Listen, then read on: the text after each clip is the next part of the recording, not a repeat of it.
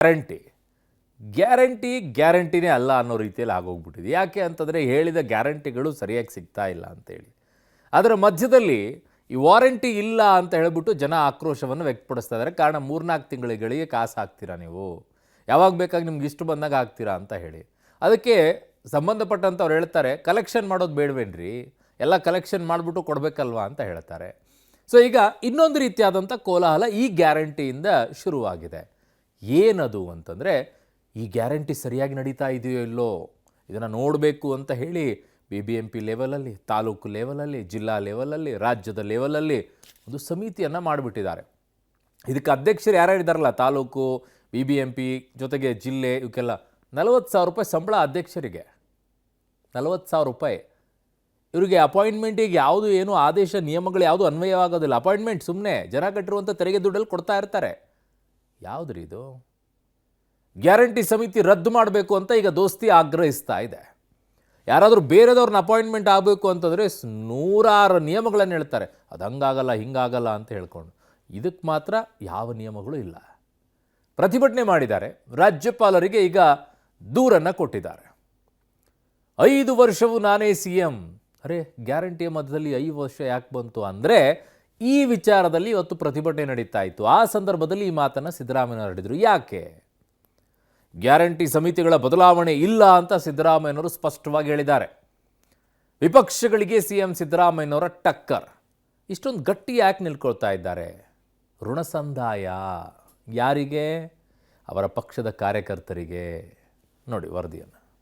Congress BJP ಮಧ್ಯೆ guarantee ಕೋಲಾಹಲ. Guarantee ಸಮಿತಿ ರದ್ದುಗೊಳಿಸುವಂತೆ ದೋಸ್ತಿ ಆಗ್ರಹ. ವಿಧಾನಸೌಧದ ಬಳಿ ಪ್ರೊಟೆಸ್ಟ್, ರಾಜ್ಯಪಾಲರಿಗೆ ದೂರು.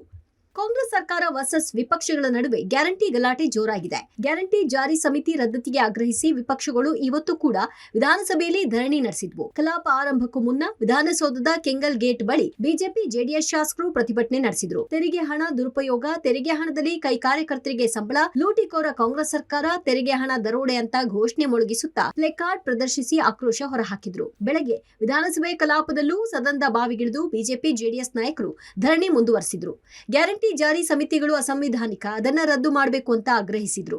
ಧರಣಿ ಹಿನ್ನೆಲೆಯಲ್ಲಿ ಸದನವನ್ನ ಮಧ್ಯಾಹ್ನಕ್ಕೆ ಮುಂದೂಡಲಾಯಿತು. ಮಧ್ಯಾಹ್ನದ ಬಳಿಕವೂ ವಿಪಕ್ಷಗಳು ತಮ್ಮ ಪಟ್ಟು ಸಡಿಸಲಿಲ್ಲ. ಬಿಜೆಪಿ ಜೆಡಿಎಸ್ ಶಾಸಕರು, ಪರಿಷತ್ ಸದಸ್ಯರು ವಿಧಾನಸೌಧದಿಂದ ರಾಜಭವನದವರೆಗೆ ಕಾಲ್ನಡಿಗೆ ಮೂಲಕ ತೆರಳಿ ರಾಜ್ಯಪಾಲರಿಗೆ ಸರ್ಕಾರದ ವಿರುದ್ಧ ದೂರು ಕೊಟ್ಟರು. ಇನ್ನು ಗ್ಯಾರಂಟಿ ಸಮಿತಿಗಳ ವಿರುದ್ಧ ಆಕ್ರೋಶ ವ್ಯಕ್ತಪಡಿಸಿದ ಬಿಜೆಪಿ ನಾಯಕರು, ಕಾಂಗ್ರೆಸ್ ಹಗಲು ದರೋಡೆ ಮಾಡ್ತಾ ಇದೆ, ಗ್ಯಾರಂಟಿ ಜಾರಿ ಸಮಿತಿ ಅಧ್ಯಕ್ಷರಿಗೆ ಕ್ಯಾಬಿನೆಟ್ ಸ್ಥಾನಮಾನ ಕೊಟ್ಟಿರೋದು ಸಂವಿಧಾನ ವಿರೋಧಿ, ಕಾಂಗ್ರೆಸ್ ಪಕ್ಷದಿಂದ ವೇತನ ಕೊಡ್ಲಿ, ಜನರ ತೆರಿಗೆ ಹಣ ಯಾಕೆ ಕೊಡ್ತೀರಾ ಅಂತ ಕಿಡಿಕಾರಿದ್ರು.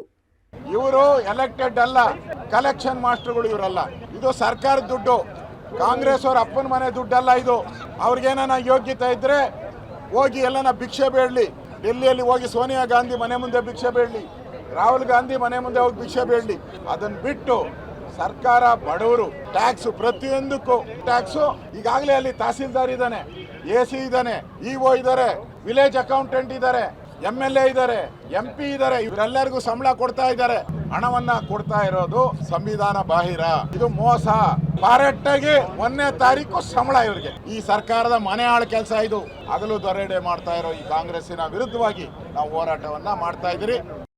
ಗ್ಯಾರಂಟಿ ಅನುಷ್ಠಾನದ ಸಮಿತಿಗಳನ್ನ ಮಾಡಿ ಅದಕ್ಕೆ ಅಧ್ಯಕ್ಷಗಳನ್ನ ನೇಮಕ ಮಾಡಿದ್ದಾರೆ. ಕಳೆದ 1 ವರ್ಷದಿಂದ ಕಚೇರಿಯನ್ನ ಕೊಟ್ಟು, ಅವರಿಗೆ ಸಹಾಯಕರನ್ನ ಕೊಟ್ಟು, ರಾಜ್ಯದ ಜನರೇನು ತೆರಿಗೆಯನ್ನು ಕೊಡ್ತಾ ಇದ್ದಾರೆ, ತೆರಿಗೆ ಹಣವನ್ನು ದುರುಪಯೋಗ ಪಡಿಸ್ಕೊಂಡು ಈ ಸರ್ಕಾರ, ಸಿದ್ದರಾಮಯ್ಯ ಸರ್ಕಾರ ಅವ್ರಿಗೆ ಸಂಬಳವನ್ನು ಕೊಡ್ತಿರ್ತಕ್ಕಂಥದ್ದು ನಾಚಿಕೆಗೇಡಿನ ಸಂಗತಿ. ಹಾಗಾಗಿ ಇದ್ರ ವಿರುದ್ಧ ನಾವು ಪ್ರತಿಭಟನೆ ಮಾಡ್ತಾ ಇದ್ದೇವೆ. ಇವರು ಕಾರ್ಯಕರ್ತರು ಬೇಕಾಗಾದ್ರೆ ಅದನ್ನು ಇಂಪ್ಲಿಮೆಂಟೇಷನ್ ಮಾಡೋದಕ್ಕೆ.